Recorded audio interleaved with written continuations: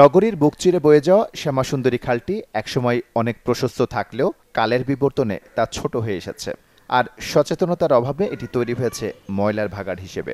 আবর্জনার স্তূপে পরিণত হওয়া শ্যামাসুন্দরী খালটির স্বাভাবিক গতি ফিরিয়ে আনতে এর পরিষ্কার পরিচ্ছন্নতার কাজ করছেন বিডি ক্লিনের 1000 স্বেচ্ছাসেবী। নগরবাসী বলছে বিভিন্ন সময় এর পরিষ্কার হলেও আবারও পুরনো অবস্থায় ফিরে যায়। তবে এবার বৃহৎ আকারে বিডি ক্লিনের কার্যক্রম দেখে খালটি তার রূপ ফিরে পাবে বলে আশা তাদের। আমরা ছোটবেলায় এখানে গোসল করছি, পানি প্রবাহ ছিল, প্রচুর মাছ ছিল, আমরা নিজে অনেক মাছ ধরছি। কিন্তু এখন তো এটা দুর্গন্ধে এবং এটা একটা ডাম্পিং জোন হয়েছে। সমস্ত আশেপাশের বাড়ির ময়লা এবং সুয়ারেজ লাইন এনে এখানে ময়লা ফেলা হয় এবং সুয়ারেজ লাইনের কানেকশন এখানে দেয়া হয়েছে। এই খালটা কিন্তু রংপুরবাসীর প্রাণের স্পন্দন। এই খালটা যদি তারা নিজেরা সচেতন না হয় তাহলে এক সিটি কর্পোরেশন দিয়ে এটা সম্ভব হবে না। বিডি ক্লিনের এই পরিষ্কার পরিচ্ছন্নতা অভিযান নিঃসন্দেহে একটি ভালো কাজ এবং রংপুর শহরের যে জলাবদ্ধতা আছে এটি দূরকরণের জন্য এটি সবচেয়ে বড় একটি ভূমিকা। অনুসন্ধানে দেখা গেছে প্রতিনিয়ত বাসায় ব্যবহৃত ময়লা আবর্জনা, সুচ, সিরিঞ্জ সহ ভাঙা কাজ ফেলা হয় এই খালে, যা হুমকির মুখে ফেলেছে খালটিকে।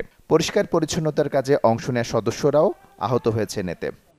বিখ্যাত একটি খালকে পরিষ্কার করার মাধ্যমে মানুষের মধ্যে সচেতনতার সৃষ্টি এবং মানুষ যেন এই খালের সৌন্দর্য আগের থেকে আরও তুলনামূলক বৃদ্ধি করে, এটাই আমাদের চাওয়া।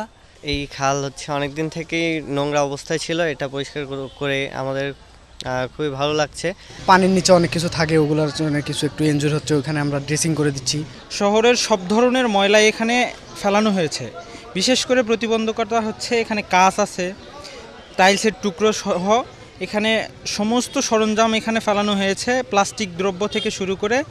সারা দেশকে পরিষ্কার পরিচ্ছন্ন রাখার মেসেজ পৌঁছে দিতেই কাজ করছে বিডি ক্লিন। তারই অংশ হিসেবে রংপুরের শ্যামাসুন্দরী খাল পরিষ্কারের এই কার্যক্রম হাতে নেওয়া হয়েছে।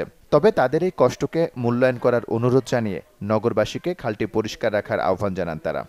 সারা বাংলাদেশে 58টি জেলা, 167টি উপজেলা এবং সিটি কর্পোরেশনগুলোতে 3টা ওয়ার্ড নিয়ে একটা জোন, এভাবে করে আমাদের টিমগুলো সাজানো আছে এবং এই টিমগুলো প্রতিটা টিম প্রতি সপ্তাহে একটা করে ইভেন্ট ওপেন করে ফেসবুকের মাধ্যমে এবং এই ইভেন্টে ওই অপরিচ্ছন্ন জায়গার প্রথমে গিয়ে অপরিচ্ছন্ন জায়গার ছবিটা তুলে এরপরে ওই জায়গাটাকে পরিষ্কার করার পরে একটা পরিষ্কার ছবি তুলে এরপর তুলনামূলক ছবি প্রকাশ করে যে একটা অপরিচ্ছন্ন জায়গার চেয়ে এই পরিচ্ছন্ন জায়গাটা দেখতে কেমন।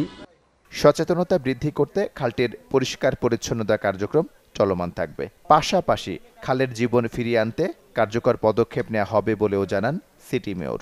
আজকে বিডি ক্লিন পরিষ্কার করে গেল, কালকে আমি নোংরা করলাম, প্রতিদিন কিন্তু বিডি ক্লিন আসবে না। সেই জন্য এটাকে আমরা মনিটরিং করা এবং বিশেষ করে এই শ্যামাসুন্দরীর যে প্রথমে আমরা অ্যাওয়ারনেস বিল্ড আপের কাজটা করব, হয়তো বা এটা 15 দিন বা 1 মাস, তারপরে কিন্তু আমরা জরিমানার আওতায় আসবো, আইনের আওতায় নিয়ে আসবো। আমাদের যে সিওরেজ লাইনগুলো, আমাদের প্রত্যেকটা শ্যামাসুন্দরীর বাড়ির যে ময়লার লাইনটা শ্যামাসুন্দরীতে লাগাই দেওয়া আছে, এটা সম্পূর্ণ সিল করা হবে।